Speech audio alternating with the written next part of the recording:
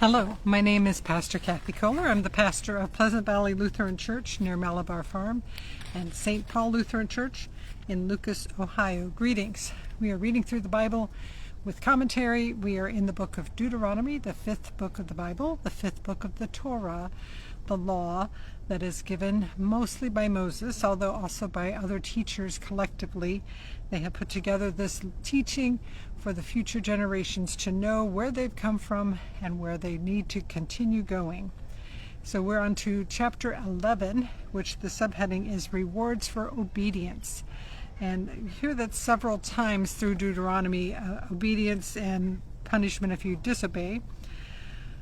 Chapter 11, You shall love the Lord your God, therefore, and keep his charge, his decrees, his ordinances, and his commandments always.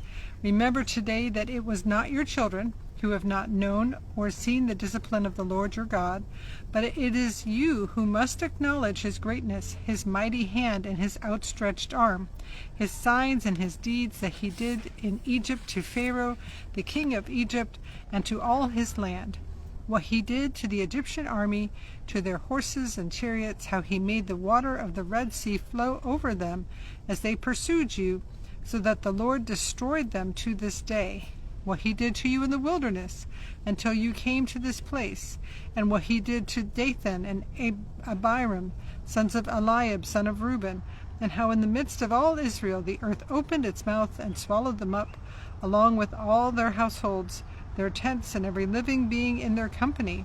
For it is with your own eyes that you have seen every great deed that the Lord did. So remember, as you were coming out, the Red Sea was parted, and then it fell on the army. The earth opened up and ate these people that were rebellious. All of these amazing things that we saw as a collective group of people, you need to remember that you saw them, and you need to pass that on. Verse 8, Keep then this entire commandment that I am commanding you today, so that you may have strength to go in and occupy the land that you are crossing over to occupy, and so that you may live long in the land that the Lord swore to your ancestors to give them and to their descendants, a land flowing with milk and honey. For the land that you are about to enter and to occupy is not like the land of Egypt, from which you have come, where you sow your seed and irrigate by foot like a vegetable garden. So back when you lived in Egypt, you had to take the water and you had to water, you had to irrigate. Verse 11, But the land that you are crossing over to occupy is a land of hills and valleys, watered by rain from the sky, a land that the Lord your God looks after. The eyes of the Lord your God are always on it, from the beginning of the year to the end of the year. Verse 13, If you will only heed his every commandment that I am commanding you today, loving the Lord your God and serving him with all your heart and with all your soul, then he will give you the rain for your land in its season, the early rain and the later rain, and you will gather in your grain, your wine, and your oil. And he will give you grass in your fields for your livestock, and you will eat your fill. Take care, or you will be seduced into turning away, serving other gods, and worshiping them. For then the anger of the Lord will be kindled against you, and he will shut up the heavens, so that there will be no rain, and the land will yield no fruit. Then you will perish quickly off the good land that the Lord is giving you. So when you get there, don't forget the Lord. Verse 18, You shall put these words of mine in your heart and soul, and you shall bind them as a sign on your hand, and fix them as an emblem on your forehead, or as a frontlet. And there are people still that wear things where they take these leather boxes and wrap them literally around their arms with a box on the back of their hand, or put a box on their forehead. I don't know that we have to get quite that literal. How do we keep it though? How do we bind them on our hands and keep them in our mind? How do we keep them fresh for ourselves? Teach them to your children, talking about them when you are at home and when you are away, when you lie down and when you rise. Write them on the doorposts of your house and on your gates, so that your days and the days of your children may be multiplied in the land that the Lord swore to your ancestors to give them, as long as the heavens are above the earth. Verse 22, If you will diligently observe this entire commandment that I am commanding you, loving the Lord your God, walking in all his ways, and holding fast to him, Then the Lord will drive out all these nations before you, and will dispossess nations larger and mightier than yourselves. Every place on which you set foot shall be yours. Your territory shall extend from the wilderness to the Lebanon, from the river to the river Euphrates to the western sea. No one will be able to stand against you. The Lord your God will put the fear and dread of you on all the land on which you set foot, as he promised you. See, verse 26, See, I am setting before you a blessing and a curse. The blessing, if you obey the commandments of the Lord your God that I am commanding you today, and the curse, if you do not obey the commandments of the Lord your God, but turn from the way that I am commanding you today to follow other gods that you have not known. Verse 29, When the Lord your God has brought you into the land that you are entering to occupy, you shall set the blessing on Mount Gerizim and the curse on Mount Ebal. As you know, they are beyond the Jordan, some distance to the west, in the land of the Canaanites who live in the Arabah, opposite Gilgal, beside the oak of Moreh. So somewhere near Shechem. Verse 31, When you cross the Jordan to go in to occupy the land that the Lord your God is giving you, and when you occupy it and live in it, you must diligently observe all the statutes and ordinances that I am setting before you today. It's a little bit repetitive because I think he had said some of that before.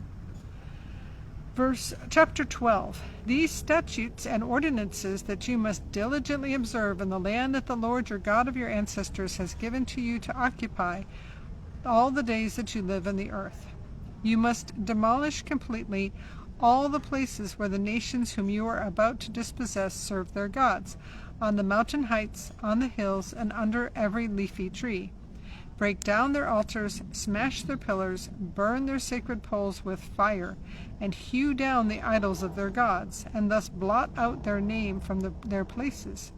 You shall not worship the Lord your God in such ways, but you shall seek the place that the Lord your God will choose out of all your tribes as his habitation to put his name there. You shall go there, bringing your burnt offerings and your sacrifices, your tithes and your donations, your votive gifts, your freewill offerings, and the firstlings of your herds and flocks. And you shall eat there in the presence of the Lord your God, you and your households together, rejoicing on the undertakings that in which the Lord your God has blessed you. I feel like I read this already, but maybe it's just repetitive. Just says some of the same things. Verse 8, You shall not act as we are acting here today, all of us according to our own desires, for you have not yet come into the rest and the possession that the Lord your God is giving you. When you cross over the Jordan and live in the land that the Lord your God is allotting to you, and when he gives you rest from your enemies all around you so that you live in safety, then you shall bring everything that I command you to the place that the Lord your God will choose as a dwelling for his name. Your burnt offerings and your sacrifices, your tithes and your donations, and all your choice votive gifts that you vow to the Lord. And you shall rejoice before the Lord your God, you together with your sons and daughters, your male and female slaves, and the Levites who reside in your towns, since they have no allotment or inheritance with you. So again, the tribe of Levi, the people that were descended from the son of Jacob named Levi, are the priests, and they're going to live in cities, and they don't get a lot of land.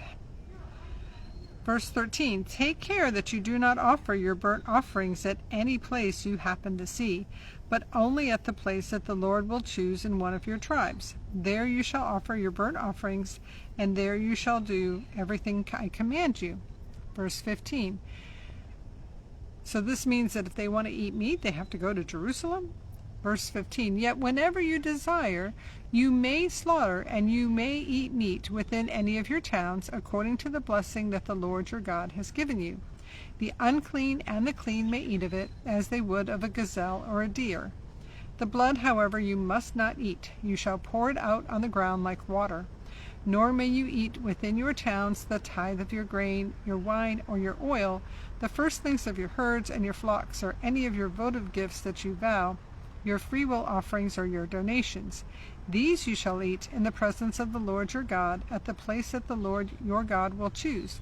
you together with your son and your daughter, your male and female slaves, the Levites resident in your towns, rejoicing in the presence of the Lord your God in all your undertakings. Take care that you do not neglect the Levite as long as you live in the land. So at this point, they're saying if they want to eat meat, they have to take it and have it slaughtered by the priest. But once they get settled in the land, there's going to be one temple eventually will get built, or at least one place where they worship God. And what if that is quite a ways and they want to have some meat, then, or they happen to kill a deer, then they can still slaughter that animal and eat the meat in their town. But all of the regular offering type things they still have to do with the priests. And don't forget the priests and take care of the priests. Verse 20, when the Lord your God enlarges your territory as he promised you, and you say, I'm going to eat some meat. Because you wish to eat meat, you may eat meat whenever you have the desire. If the place where the Lord your God will choose to put his name is too far from you, and you slaughter as I have commanded you any of your herd or flock that the Lord has given you, then you may eat within your towns whenever you desire. Indeed, just as a gazelle or deer is eaten, so you may eat it. The unclean and the clean alike may eat it. Only be sure that you do not eat the blood, for the blood is the life, and you shall not eat the life with the meat. Do not eat it, you shall pour it on the ground like water. Do not eat it, so that all may go well with you and your children after you, because you do what is right in the sight of the Lord. So, if you want to slaughter one of your animals and have meat, which was still not something that they did very often.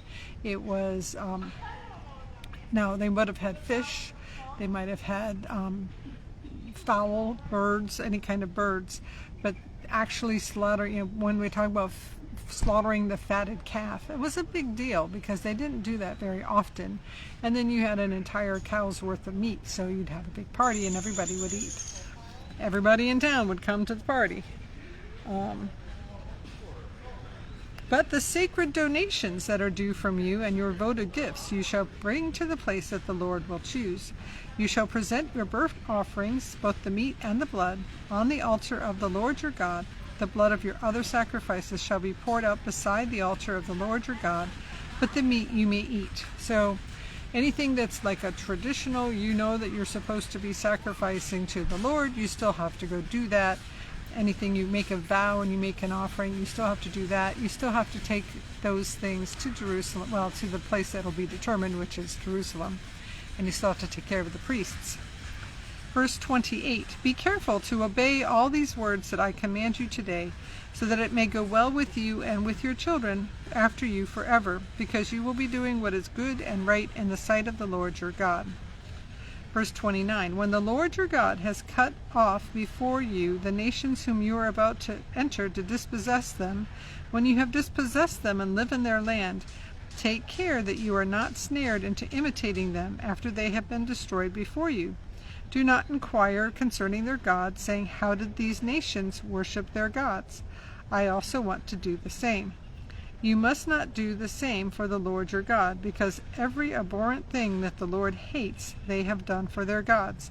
They would even burn their sons and daughters in the fire to their gods. You must diligently observe everything that I command you. Do not add to it or take anything from it.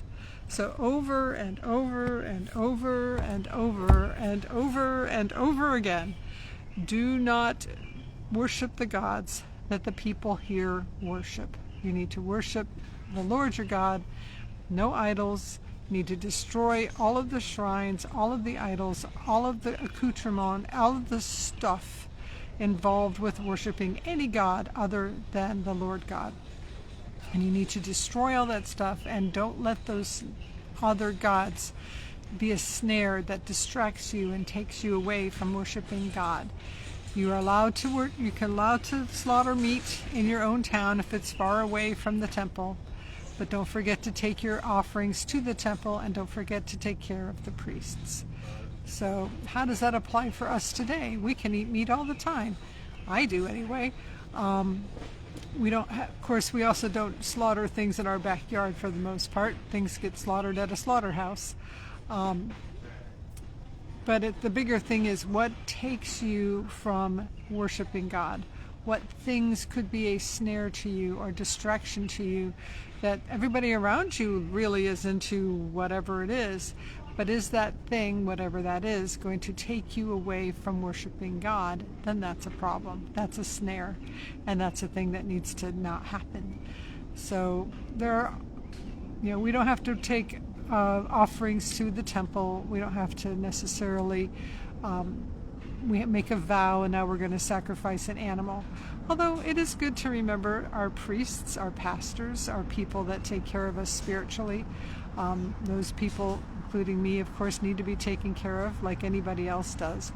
But the bigger thing, I think, is not to let anything keep you from worshiping God, the Lord your God. So thanks for being here. May the Lord bless you and keep you. May the Lord make his face shine upon you and be gracious unto you. May the Lord look at you with favor and give you peace. In the name of the Father, and of the Son, and of the Holy Spirit. Amen. Go in peace. Serve the Lord.